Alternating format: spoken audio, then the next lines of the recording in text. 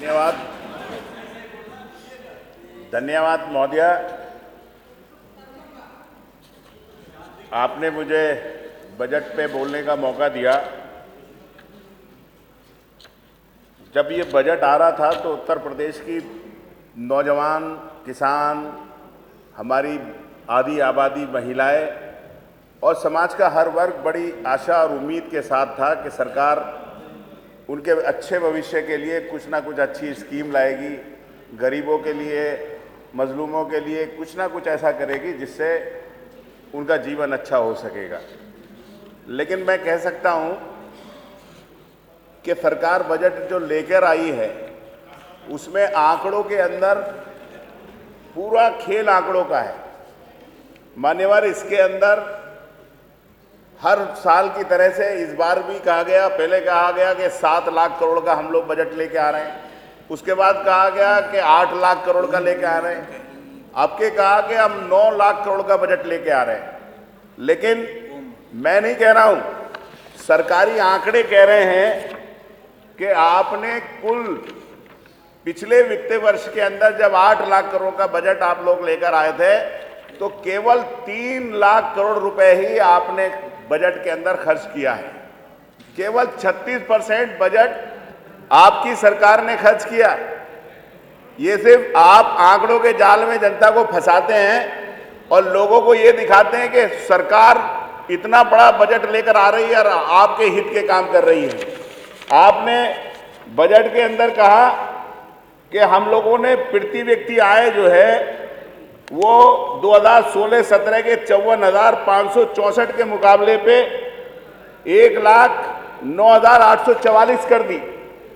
लेकिन मान्यवर, मैं पूछना चाहता हूं अपने भारतीय जनता पार्टी के साथियों से कि आप प्रति व्यक्ति आय बढ़ाने की बात कर रहे हैं, लेकिन इस उत्तर प्रदेश के अंदर, देश के अंदर, ये आरबीआई के आंकड़े, मैं नहीं कह रहा हूं, कि जो पैदा होने वाला बच्चा है और यहां पर रहने वाला एक एक नागरिक, आरबीआई का आंकड़ा बताता है कि 4,80,000 रुपए का प्रति एक व्यक्ति इस उत्तर प्रदेश के अंदर कर्जदार है। तो आप कहां से प्रति व्यक्ति आय बढ़ा रहे हैं? आप कह रहे हैं कि हम लोग 1,20,000 प्रति व्यक्ति आय होने अनुमानित है। कहां से हो जाएगी? जो चीज आज महंगाई आपने चरम के ऊपर लेके चले गए, जो चीज पहले मिलती थी आपको 1 रुपए में, वो सीधी सीधी 10 गुना आपने महंगाई बढ़ा दी। जो 54,000 में मिलती थी, क्या आज सोना आपको जो है कितना महंगा हो गया? तो ये सिर्फ आंकड़ों के जरिए आप लोगों को गुमराह करते हैं कि सरकार इतना बजट लेकर आई है। बजट के अंदर मैं बताना चाहता हूं, आप स्वास्थ्य जैसा महत्वपूर्ण बजट 17,566 करोड़ खर्च हुआ, 7,094 करोड़। लोक निर्माण के अंदर 39,000 करोड़ खर्च हुआ, 15,619 करोड़। केवल 40% आपके जल आपूर्ति के अंदर 24,988 खर्च हुआ, 37,717 करोड़। कुल 2/3 बजट आपने खर्च किया।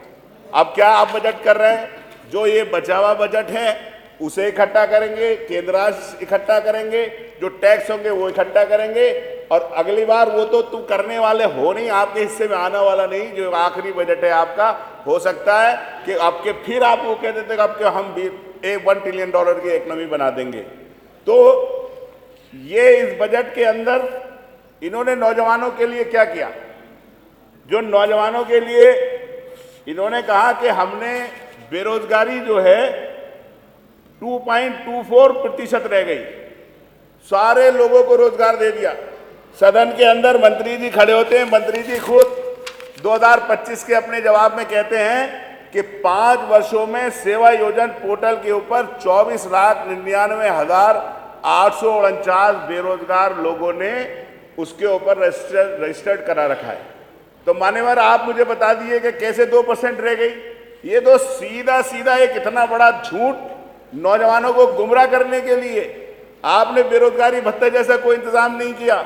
आपने कहा कि 8 लाख रोजगार दिए, हमने कहा कि आप टेबल कर दीजिए, सरकारी नौकरी 8 लाख दी, लेकिन आपने उसे भी टेबल करने का काम नहीं किया। मैं दावे के साथ कह सकता हूं कि आपने इसके अंदर कहा कि 6 करोड़ लोगों को आप लोगों ने गरीबी की रेखा से ऊपर कर दिया। इससे बड़ा कोई झूठ हो सकता है? 15 करोड़ से अधिक लोगों को आप फ्री में राशन दे रहे हैं और 2011 में उत्तर प्रदेश की आबादी 19.98 करोड़ थी और 24 करोड़ का आंकड़ा इस टाइम है जनता का। तो अध्यक्ष जी, जब आप 15 करोड़ को नाच दे रहे हैं तो 6 करोड़ अगर रह जाएंगे तो मुझे तो लग रहा फिर उत्तर प्रदेश में कोई गरीब आदमी ही नहीं रहेगा। तो केवल सरकार लोगों को गुमराह करने का काम उत्तर प्रदेश के अंदर बजट के नाम पर कर रही है।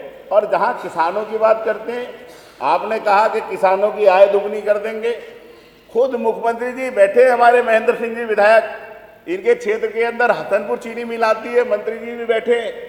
मंत्री जी, मुख्यमंत्री जी ने घोषणा की, वहां पर कहा कि हम इसकी क्षमता वृद्धि कर देंगे। एक मिल जिसकी जांच चल रही है, अमरोहा वाली बंद हो गई, उसका गन्ना पूरे जिले का जाता है कम से कम 10 मिलों के लिए। और वहां पर लोगों ने, अधिकारियों ने लिखकर भेज दिया, अधिकारियों ने लिख के भेज दिया कि यहाँ पर गन्ना ही नहीं है, इसलिए चीनी मिल की क्षमता वृद्धि नहीं हो सकती। और जो बजट में 300 करोड़ का प्रावधान किया था आपने, वो वापस चला गया। और आप मुझे बताइए, अगर यूएस इंडियन ट्रेड डील आ गई तो आप किसानों का क्या करेंगे? आपने तो अमेरिका के हाथ पूरे किसानों को गिर में रखने का काम कर दिया। वो 100% सब्सिडी देते हैं। आने वाली है माननीय विधायक जी, आप चिंता मत करिए, आपके किसान उत्तर प्रदेश का जान चुका है। और आपने कहा कि गन्ने का भुगतान मंत्री जी आपने कितना कर दिया, लेकिन ये कभी नहीं बताया आपने कि कितना बकाया है। आप बता रहे हैं आपसे भी, हमसे, पिछली सारी सरकारों से वो करने के बाद भी 90% ज्यादा आपने वो कर दिया। तो कम से कम ये भी बताना चाहिए बकाया कितना है। दूसरा, जहां तक पंचायती राज है, पंचायती राज का सवाल है, सबसे ज्यादा पंचायती राज में बजट आपने 32,900 करोड़ रुपए का किया। यानी कि प्रधानी के चुनाव तो करा नहीं रहे आप। ग्राम विकास पे किया 25,000 करोड़, लोहिया ग्राम, जनेश्वर मिश्रा ग्राम विकास योजना जैसी कोई योजना नहीं, सारी सड़कें आपने खोद के डाल दी। लेकिन आप क्या काम करेंगे? ये आप चुनाव का इंतजाम कर रहे हैं कि एडमिनिस्ट्रेटर बिठाएंगे, प्रधानों के चुनाव नहीं होंगे और उसकी जगह पे फिर अधिकारी पूरी लूट बचाएंगे। इसलिए इतना बड़ा 67% का बजट आपने पंचायती राज के अंदर रख दिया। किसान प्रधानों की हालत ये है कि जो प्रधानों को आप पीठ थपथपा रहे हैं कि हमने आपको नौकरी दे दी पंचायत सहायक की, लेकिन तनख्वाह कहां से जा रही है? प्रधान के राज वित्तायोग से। आपने जनशक्ति दे दी, तनख्वाह कहां से जा रही है? प्रधान के खाते से। आपने केयर टेकर रख दिया, सफाई कर्मचारी, कहां से जा रही है? विकास की निधि से। कायाकल्प कर दिया पूरे स्कूलों का उत्तर प्रदेश के अंदर। ऑक्सफोर्ड यूनिवर्सिटी जैसे स्कूल बना दिए, बड़े बड़े अच्छे स्कूल बना दिए, प्राइमरी स्कूल। लेकिन पैसा कहां से खर्च कर रहे हैं आप लोग? सारा गरीब प्रधानों का पैसा पंचायती राज के अंदर आप लोग खर्च कर रहे हैं। गाय से ज्यादा मैं समझता हूं सब लोगों की धार्मिक भावनाएं जुड़ी है। धन्यवाद अधिष्ठाता महोदय, अभी मेरे मिनट है, आपसे अनुरोध किया था मैंने। मैं आपसे सिर्फ इतना कहना चाहता हूं कि ये ठीक है कि आप लोगों के लिए बहुत मान्यता है, हम लोग भी बहुत सम्मान करते हैं, लेकिन कम से कम गौशाला के अंदर इस बजट में ये प्रावधान तो कर देते आप कि गायों के लिए इतना पैसा, वो भूखी, वहां पे आप जाकर देख लो, खुदवा लो नीचे से जितनी गौशालाएं हैं, वहां पे आपको गौशाला नहीं बल्कि गायों के कब्रिस्तान निकलेंगे इसके अंदर। आपने बजट के अंदर कहीं पर भी उनके चारे का इंतजाम नहीं रखा, कोई डॉक्टर वहां पे नहीं रखा। आपसे मैं कहूंगा कि वो भी प्रधानों के खाते से आप लोग गौशाला का पैसा देने का काम कर रहे हैं। और मैं दूसरा, आप ये जहां तक चिकित्सा का सवाल है, बड़ा महत्वपूर्ण सवाल है। मंत्री जी बैठे हैं यहाँ पर, आपने कहा one district one medical, Moradabad मंडल मुख्यालय है, आपने वहां पे एक इतने बड़े उससे जो है टाई अप कर लिया, उसको 2 से कर लिया। लेकिन आपने क्या ये समाप्त करिए कि उसके अंदर समाप्त करिए, समय उसके लास्ट करा कंक्लूड कर लिया मैंने। लास्ट क्या आपने ये तय किया कि जितनी ओपीडी आपके सरकारी अस्पतालों के अंदर और मेडिकल कॉलेज के अंदर हो रही उतनी ओपीडी वो भी करेंगे। एमआरआई बिल्कुल प्राइवेट रेट पे ले रहे हैं, लेकिन आप सिर्फ आंकड़ों के अंदर बजट दिखाने का काम करते हैं। मैं आपसे कहूंगा कि मुरादाबाद के अंदर माननीय विधायक जी मेडिकल कॉलेज बना धन्यवाद। दें और हमारे यहाँ माननीय विधायक जी बड़ा धन्यवाद। गांव पड़ता है उस एरिया के अंदर, अब समाप्त करिए। माननीय स्वास्थ्य केंद्र नहीं है।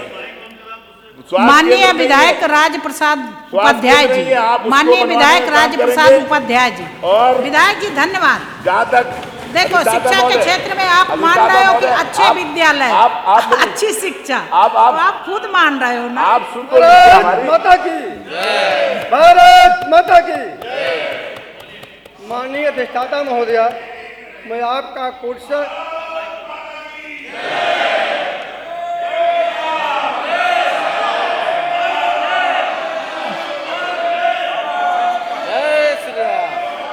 धन्यवाद धन्यवाद। आदरणीय जय श्री राम,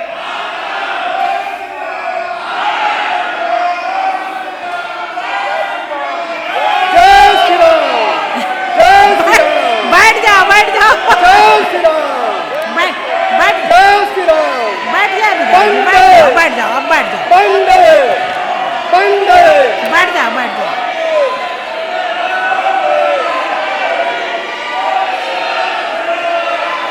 जय जय श्री राम, विधायक जी अब बैठिए बैठिए। जय श्री राम। माननीय राज प्रसाद उपाध्याय जी, माननीय राज प्रसाद उपाध्याय जी आदरणीय अधिष्ठाता महोदया, बैठ जाओ। विधायक जी बैठिए बैठिए, बंद करवाइए बंद करवाइए बंद करवाइए।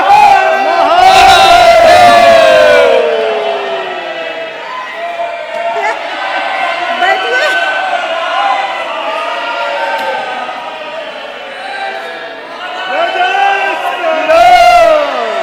बैठ जाओ बैठ जाओ अब बैठ जाओ।